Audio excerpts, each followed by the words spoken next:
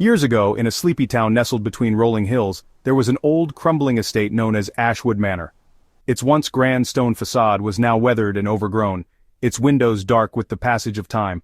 Locals often whispered stories of the manor's tragic history, stories of a family lost to a terrible fate, and of the haunting that followed. It all began with the Ashwood family, a wealthy and respected lineage in the town. The patriarch Sir Edmund Ashwood was known for his stern nature, while his wife, Lady Eveline, was gentle and kind.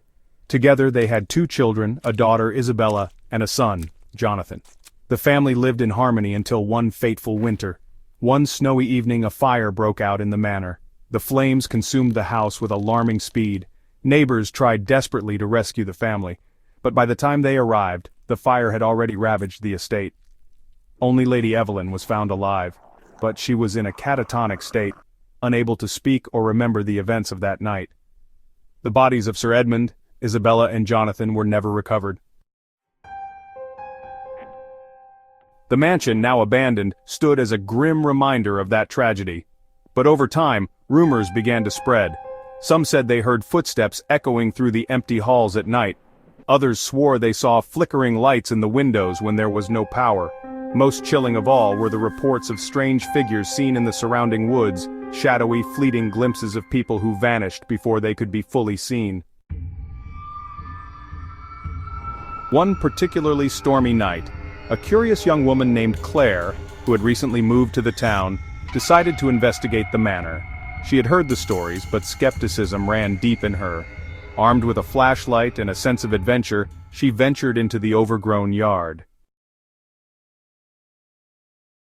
As she stepped into the manor's darkened hallway, a sense of cold dread washed over her. The air was heavy, like a presence lingered in every room. She made her way through the house, shining the light on the decaying walls. When she felt it, a strange tugging sensation at the back of her mind, as if someone were watching her.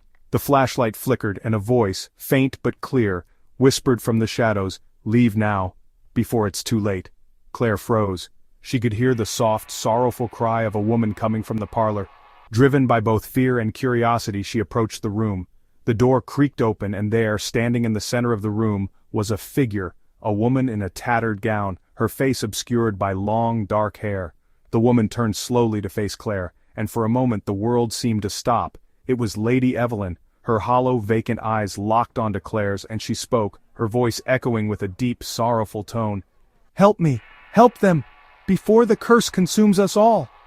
Suddenly the room seemed to close in on Claire, the temperature plummeting. The woman's figure began to dissipate, like smoke, leaving only a lingering chill in the air.